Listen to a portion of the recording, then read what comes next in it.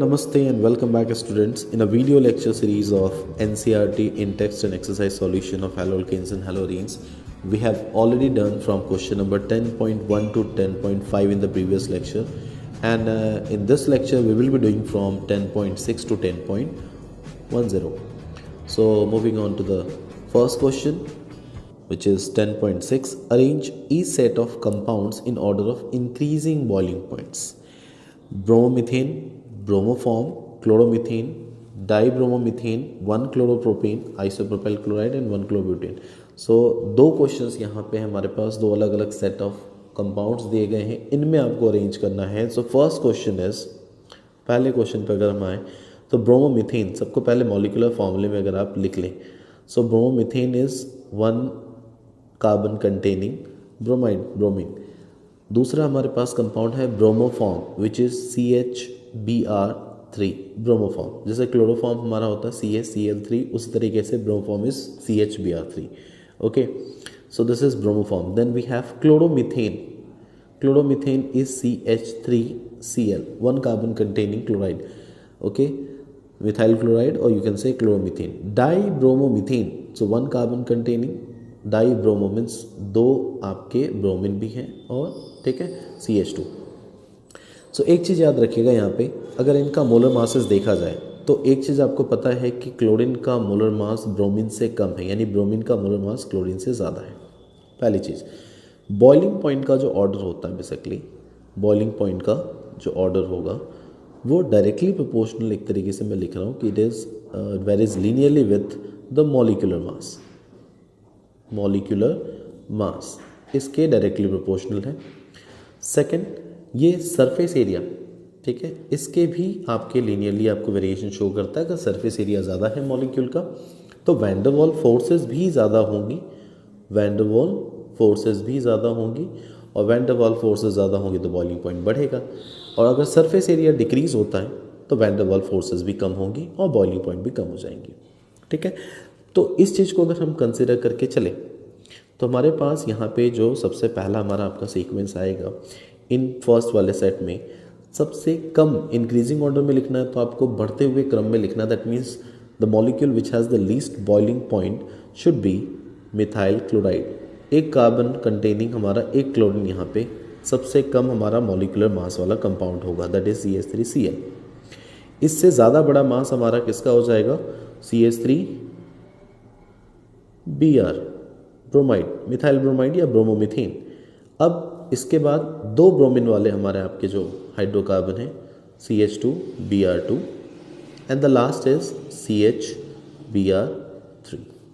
तो आप इसके नाम के अकॉर्डिंगली इसे लिख सकते हैं. This is chloromethane, this is bromomethane, this is dibromomethane and this is bromoform. ठीक है, सिमिलरली दूसरे कंपाउंड की तरफ आ जाए. This is 1 chloropropane.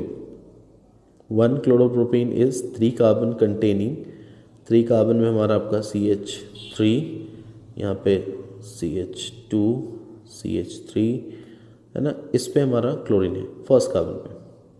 ओके, और दूसरा हमारा है this is isopropyl chloride. Isopropyl chloride means हमारा सेकेंड कार्बन पे क्लोरीन इस तरीके से CH3, CH एंड CH3.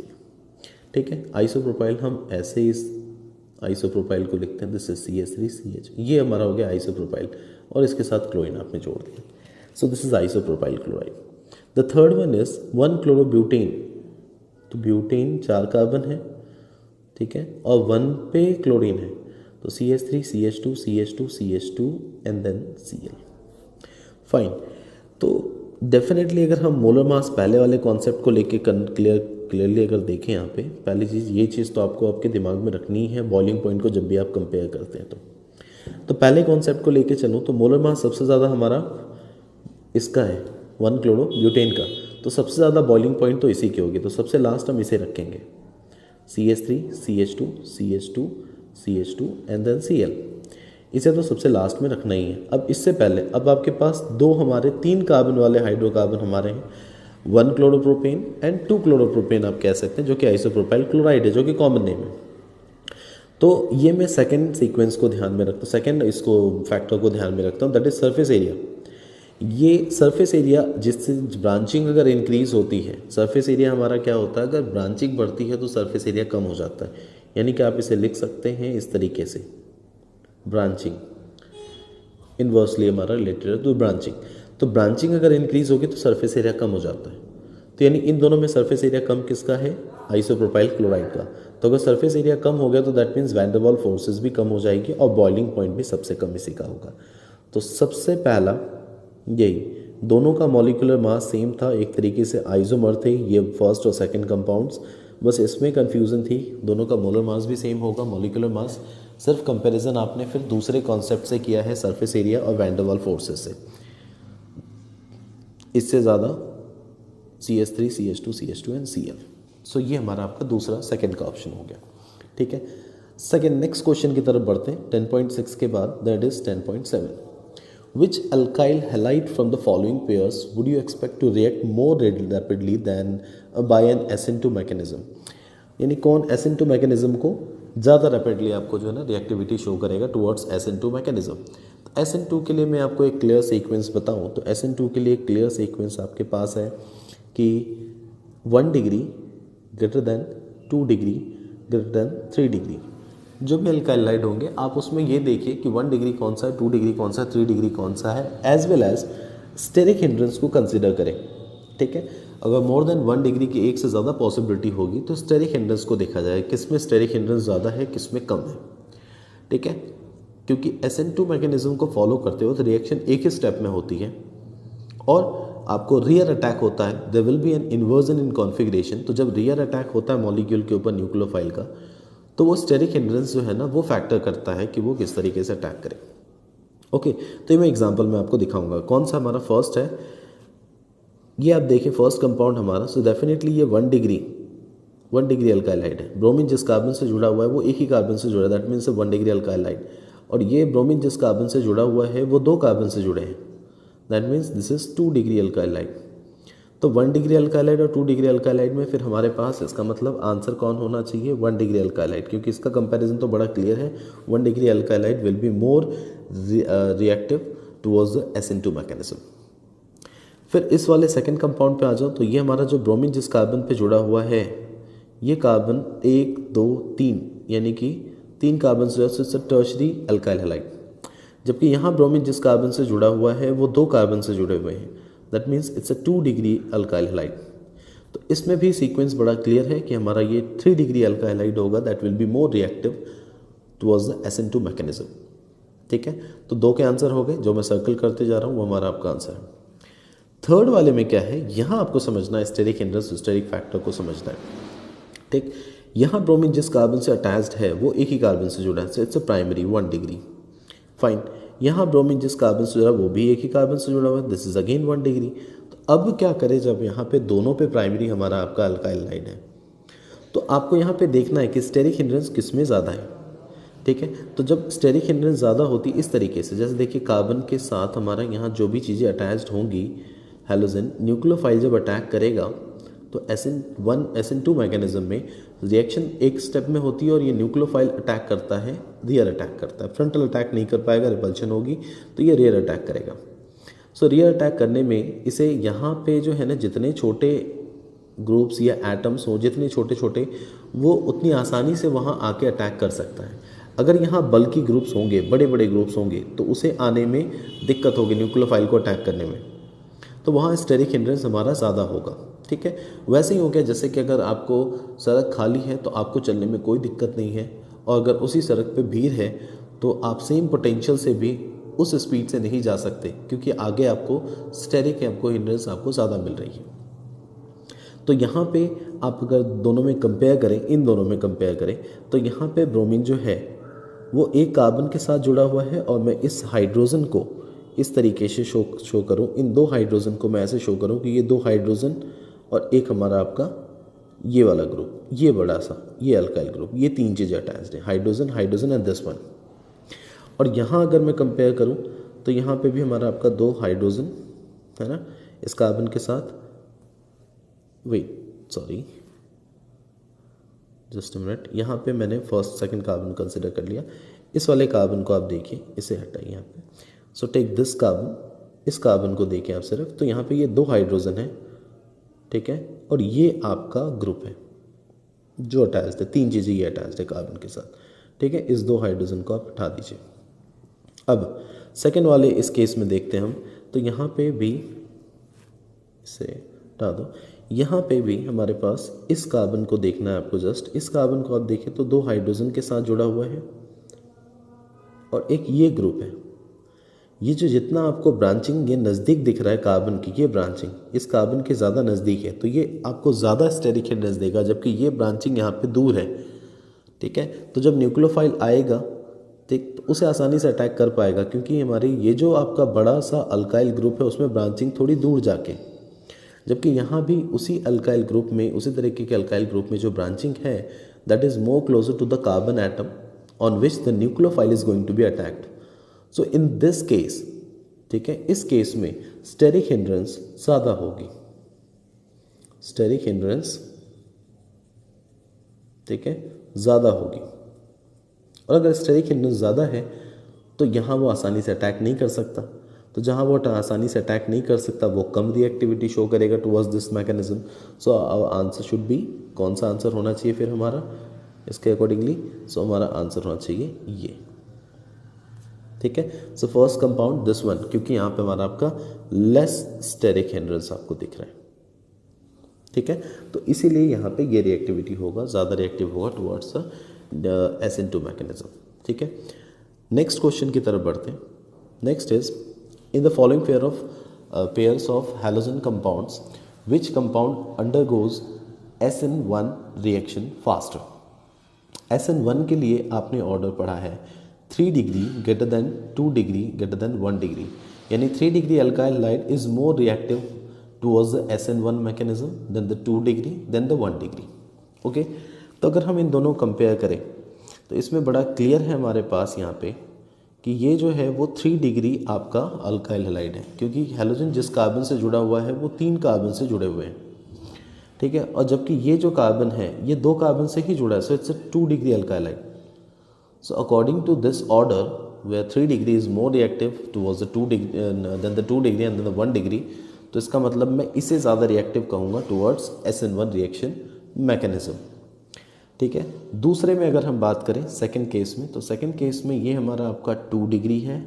अब देखिए इस कार्बन को, ये 2 कार्बन से जुड़ा हुआ है और इस कार्बन को देखिए तो एक ही से जुड़ा हुआ है, सो इट्स 1 डिग्री। ये प्राइमरी है, ये सेकेंडरी है, तो हमारा अब इसके अकॉर्डिंगली ये ज़्यादा रिएक्टिविटी शो करेगा टुवर्ड्स दिस, ओके। तो इन दोनों कंपाउंड में आपका फर्स्ट वाला ही जो आपका कंपाउंड है वो ज़्यादा रिएक्टिविटी शो करेगा टुवर्ड्स द SN1 मैकेनिज्म, ठीक है। नेक्स्ट क्वेश्चन की तरफ जाते हैं। नेक्स्ट है identify ABCDR dash in the following compounds. So let's see, first आपके यहाँ पे क्वेश्चन में आते हैं। पहले क्वेश्चन में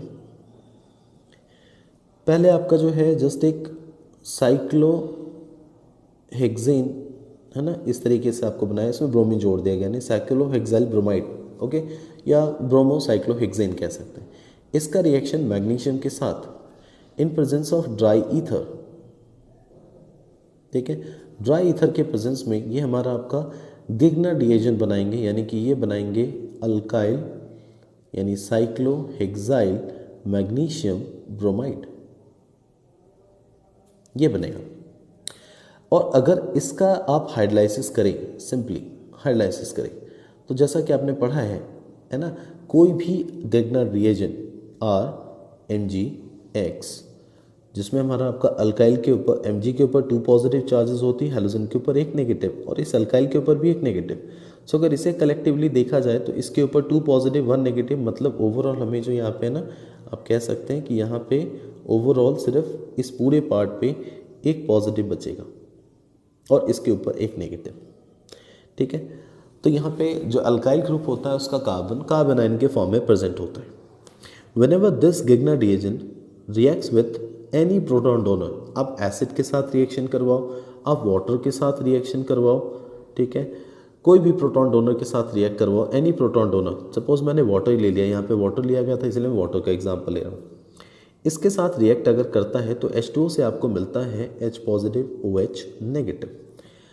तो हम गिग्नर रिएजेंट को कहते भी कि इसे इन एनहाइड्रस कंडीशन में 11th में आपने पढ़ा है कि गिग्नर रिएजेंट को ऑलवेज हम एनहाइड्रस कंडीशन में रखते हैं, ठीक है, यानी कि वाटर से दूर रखने की कोशिश करते हैं, हाइड्रेटेड नहीं होना चाहिए, because it reacts with the water molecule, it takes the proton को एक्सेप्ट करेगा, ये प्रोटॉन को एक्सेप्ट करके ये R नेगेटिव H को प्रोटॉन को एक्सेप्ट करके it forms an alkane plus MgX, ये जो आपने देखा MgX ये हमारा आपका एक OH को भी गेन करके ये बना देगा, ठीक है। तो ये हमारा आपका एल्केन का फॉर्मेशन करता है, यानी कि whenever Grignard reagent, this Grignard reagent, इसे हम लोग गिग्नर रिएजेंट कहते हैं, whenever Grignard reagent reacts with any proton donor it forms an alkane. अगर वो साइक्लिक कंपाउंड है तो वो साइक्लोएल्केन बनाएगा। ओके, सो लेट्स सी कि जैसे हमारे पास यहाँ पे जो आपको कंपाउंड दिया गया है वो इस तरीके से कि अगर MgBr का रिएक्शन इसके साथ आपने किया, सो डेफिनेटली हमारे पास है ना Mg पे 2 पॉजिटिव में है तो इसके ऊपर एक नेगेटिव होगा, तो ये बॉन्ड यहाँ से टूटेगी और यहाँ से टूटेगी तो यहाँ से H positive OH negative, H positive ये जो हमारा आपका साइक्लोहेक्साइल आयन आपको नयन दिख रहा है वो हमारा आपका गेन करेगा H पॉजिटिव को and then it forms cyclohexane plus MgBr जो है वो हमारा आपका OH भी गेन कर लेगा, ठीक है। ये जो हमारा आपका OH नेगेटिव है it goes to the magnesium, ठीक है। तो ये हमारा आपका इस तरीके से हमारा फॉर्म होगा। ओके, तो यहाँ पे मेन जो हमारा आपका कंपाउंड बना A और B वो कौन कौन से हैं? फर्स्ट A हमारा कौन सा है? A हमारा आपका ये है, this is A, this is compound A, this is cyclohexyl magnesium bromide, और ये हमारा आपका कंपाउंड है B जो कि है cyclohexane, this is what, this is cyclohexane, ठीक है। तो ये दो आपके आंसर हो गए A और B के। अब आ जाइए आप सेकंड क्वेश्चन पे। सेकंड क्वेश्चन में क्या है? सिमिलर क्वेश्चन है इसी तरीके का कि आपको यहाँ पे अल्काइल ही बताना है कि अल्काइल ब्रोमाइड में से वो अल्काइल है कौन सा। तो अगर आपने RBr का रिएक्शन करवाया, सोच के देखिए, in presence of dry ether, ठीक है, तो ये बना रहा है C, ओके फाइन, C क्या होगा? RMgBr, ठीक है। सिंपली आपको मैग्नीशियम उसके बीच में जोड़ देना है, आप ऐसे सोचिए, ठीक है, कि मैग्नीशियम आपको जोड़ देना है। ओके, तो ये RMgBr will be a Grignard reagent. Grignard reagent का अगर आप फिर से ये D2O हेवी वाटर के साथ रिएक्शन करवाया गया, D2O हमारा आपका डी ड्यूटेरियम हमारा आपका है, हाइड्रोजन के जो 3 आइसोटोप है उसमें से दूसरा आइसोटोप, तो D2O से आपको क्या मिलेगा? D positive and OD negative, वैसे ही जैसे H2O से H पॉजिटिव OH नेगेटिव मिलता है। तो D2O के साथ रिएक्शन करोगे तो एज यूजुअल जैसा कि मैंने बताया R के ऊपर नेगेटिव, MgBr के ऊपर पूरा हमारा आपका पॉजिटिव, तो इस R के ऊपर D आके जाके, यानी कि ये जो हमारा R नेगेटिव है it takes the proton D positive, और ये जो OD नेगेटिव है ये आपका अटैक करेगा मैग्नीशियम के ऊपर to form compound which is RD, ये एल्केन ही है, प्लस मैग्नीशियम के साथ हमारा आपका Br एंड OD आपका ये बन गया। बट द प्रॉब्लम इज इन्होंने ये RD दे रखा है आपको, ये दे रखा है कि D कहाँ जाके जुड़ा है आपको बीच वाले कार्बन के साथ, CH3 CH3, और यहाँ जाके D जुड़ा है। तो एक्चुअली जहाँ से ये मैग्नीशियम हैलाइड आपको हटेगा, यानी कि इसका मतलब है कि ये मैग्नीशियम हैलाइड भी यहीं पे थी, यानी ये कंपाउंड कुछ इस तरीके से था, CH3 CH3, यहीं पे Mg आपका Br था, क्योंकि यहीं पे आपका जो है ना फिर MgBr हटा तो यहीं पे आगे D अटैच्ड होगा, है ना, क्योंकि ये नेगेटिव था ये पॉजिटिव था, ये बॉन्ड टूटी है और यहीं जाके आपका जो है ना D अटैक किया गया। तो इसका मतलब फिर जब पहला जो हमारे पास अल्काइल हैलाइड था ब्रोमाइड, ये भी हमारा यही था, ये भी हमारा आपका जो है ना अल्काइलाइड, यानी ब्रोमीन भी इसी कार्बन के साथ जुड़ी थी जहाँ ये मैग्नीशियम बीच में आया। तो इसका मतलब हमारा जो अल्काइल था हैलाइड R वो CH3 CH3 और यहाँ पे ही ब्रोमीन आपका जुड़ा हुआ था। सो इस क्वेश्चन में आपसे पूछा गया था कि R क्या है? R इज दिस अल्काइल, ये अल्काइल है, ठीक है, इसमें R पूछा गया था। So we have A B C, आपने यहाँ पे बता दिया C क्या है, दिस इज RMgX, C ये है, ये बताना चाहेंगे हम, है ना, दिस इज C, तो A B C हो गया। उसके बाद आपका D तो आपको यहाँ पे हमारा यही है, और R आपका यहाँ पे जाके मिला। ठीक है, this one is alkyl, this alkyl is actually R. Okay, so this is all about 10.9। Last question की तरफ बढ़ते हैं। इसका आपका लास्ट आपका एक क्वेश्चन और भी बच रहा है, पहले उस पर बात करते हैं। सो इसमें हमारे पास ये रिएक्शन दो तरफ है, बाई डायरेक्शनल एक तरीके से यहाँ से स्टार्ट हो रही है। यहाँ से एक बार इधर ड्रॉ किया गया, एक इधर ड्रॉ किया गया। तो सबसे पहले यहीं से स्टार्ट करेंगे कि वो अल्काइल हैलाइड क्या था। तो सबसे पहले RX इस तरह देखिए, जब इसे मैग्नीशियम के साथ रिएक्शन करवाया गया और ये बना रहा है D, तो इसका मतलब ये क्या बनाएगा, इट विल फॉर्म RMgX। ठीक है, गिग्ना डिएजन है ना, इट विल फॉर्म गिग्ना डिएजन। इसका फर्दर हाइलाइसिस करते हैं तो ये बना रहा है हमारा कुछ एक कंपाउंड। ये हमारा आपका D है। D मगर अभी आपको नाम नहीं पता तो हम इसे बाद में देखेंगे। ये D है वॉटेवर, और ये E जो है वो क्या बनेगा आपको एज यूजुअल पता है, वाटर के साथ गिग्ना डिएजन को अगर वाटर के साथ रिएक्ट करवाओ तो it takes the proton and forms an alkane. ठीक है, प्लस हमारा आपका मैग्नीशियम के साथ जो है वो एज यूजुअल रहेगा ही, X रहेगा ही, और OH आपका और भी ये में जुड़ गया। ये हमारा आपका E है, बट अभी भी हमें नहीं एल्काइल नहीं पता, R नहीं पता ना, तो R को हम आगे देखेंगे। R डैश है, सॉरी, तो R डैश लेते चलिए। ओके, यहाँ भी R डैश। चलिए अब राइट साइड हो गया, अब लेफ्ट साइड की तरफ बढ़ते हैं। तो लेफ्ट साइड में इसका रिएक्शन करवाया गया sodium in presence of ether. आपको ये पता है sodium in presence of ether ये एक्चुअली वुड्स रिएक्शन है। This is actually Wurtz reaction, जिसमें नंबर ऑफ जो आपके अल्काइल आपके हैं ना, नंबर ऑफ कार्बन डबल हो जाते हैं। जो अल्काइल है वो अपने ही तरह के अल्काइल के साथ जुड़ जाएगा वुड्स रिएक्शन में। तो यहाँ पे ये जो चीज़ बनी है this is actually R dash के बराबर है, सिमेट्रिकल। तो अगर ऐसा है तो दैट मीन्स ये पूरा पार्ट ये R डैश है, ये पूरा पार्ट हमारा R डैश है। ठीक है, और ये पूरा पार्ट R डैश है, तो हम इसी एक को R डैश लेके चल सकते हैं, यानी ये एक R डैश है, ये एक R डैश है, तब जाके जुड़ने के बाद ये चीज़ बना है। सो दैट मीन्स कि इसका मतलब R डैश, एक R डैश हमारे पास क्या है, ये है। अब इसके अकॉर्डिंगली अगर हम चलें तो अब देखिए सारे रिएक्शंस को हम लिखते चले जाते हैं। फर्स्ट सबसे पहले हमने यहाँ से स्टार्ट किया था, तो यहीं से स्टार्ट करते हैं फर्स्ट वाले से। ये है CH3 सिंगल बॉन्ड CH3, उसके बाद यहाँ भी CH3, और यहाँ आपके पास halogen.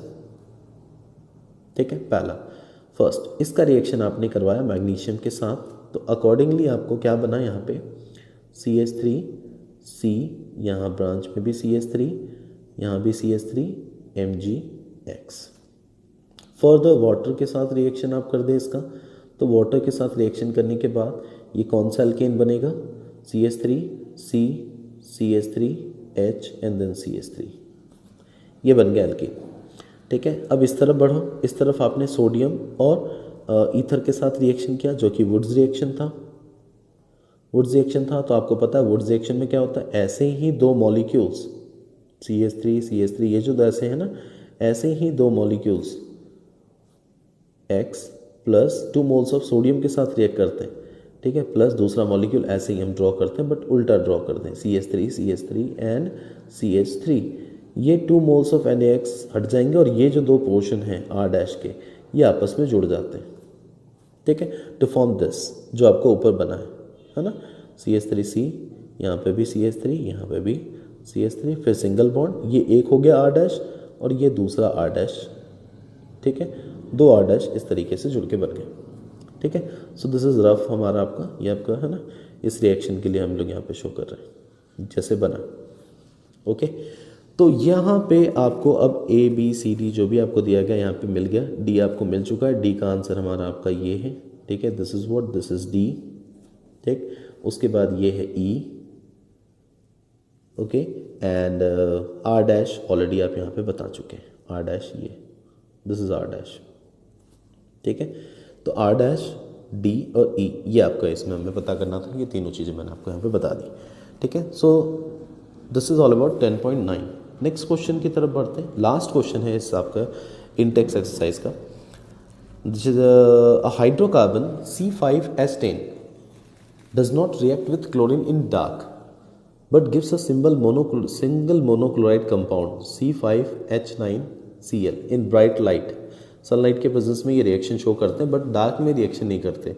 Identify the hydrocarbon. If you go through the molecular formula C3H9Cl, तो ये एक्चुअली कौन से हाइड्रोकार्बन से बना होगा? C5H10 से। और C5H10 का जनरल फार्मूला हो गया CnH2n, जो कि या तो एक एल्कीन का मॉलिक्यूलर फार्मूला हो सकता है, जनरल मॉलिक्यूलर आपको जो है ना फार्मूला वो ये है, या तो एक साइक्लो एल्कीन का हो सकता है, साइक्लो एल्कीन का। अब जैसा कि इसने कह दिया कि ये हमारा आपका डार्क में रिएक्ट नहीं करता, does not react in chlorine with dark, alkene नहीं है, ठीक है, दैट इट मीन्स कि ये साइक्लो एल्कीन है। एल्कीन क्यों नहीं है? क्योंकि डार्क में हमारा आपका रिएक्शन नहीं शो कर रहा है। डार्क में रिएक्शन शो करता तो ये कोई भी एल्कीन हमारा, जैसे इस तरीके से कोई भी एल्कीन है, अगर क्लोरीन के साथ रिएक्शन करता है, एक सॉल्वेंट लेते तो दोनों पे क्लोरीन आ जाती, ठीक है, और ये विसिनल डायलाइड का फॉर्मेशन कर देता, ठीक। तो ऐसा नहीं है। तो अगर ऐसा क्लोरिनेशन पॉसिबल नहीं है ना डार्क में, दैट मीन्स कि ये हमारा आपका क्या है? एक एल्कीन तो नहीं है, तो ये साइक्लो एल्केन होगा। अब साइक्लो एल्केन में भी ये कह रहा है कि वो एक ही तरह का gives a single monochloride compound. तो साइक्लो एल्केन में भी 5 कार्बन वाला अगर एक ही तरह का मोनोक्लोराइड कंपाउंड बनाता है, इसका मतलब है कि सभी कार्बन के साथ उस साइक्लिक कंपाउंड में, 5 कार्बन के साइक्लिक कंपाउंड में, ठीक है, सभी कार्बन के साथ उतने ही हाइड्रोजन होने चाहिए, सिमेट्रिकल है, same number of hydrogen atom, यानी कि CH2 CH2 CH2 CH2 and CH2।